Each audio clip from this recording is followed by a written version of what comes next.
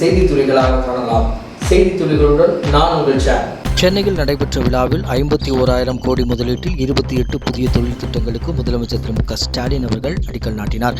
இதன் மூலம் 42,000 பேருக்கு வேலை கிடைக்கும் என எதிர்பார்க்கப்படுகிறது. பாரத பிரதமர் நரேந்திர மோடி அவர்கள் போலாந்து சென்றடைந்தார். அவர் நாளை போலாந்து நாட்டிலிருந்து உக்ரைனுக்கு ரயிலில் செல்கிறார்.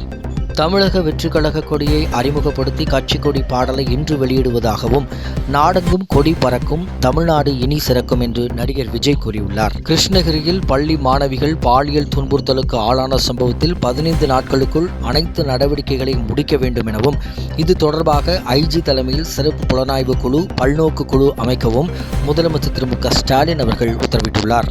சமயபுரம் கோவிலுக்கு சொந்தமான ஆக்கிரமிப்பு இடத்தை அறநிலைத்துறை அதிகாரிகள் கோர்ட் உத்தரவின்படி நேற்று கையகப்படுத்தினர்.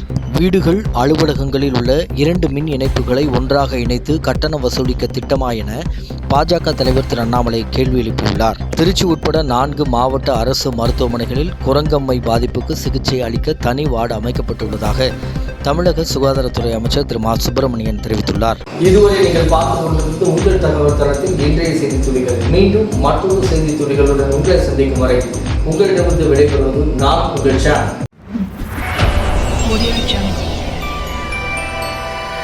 Audio Jungle.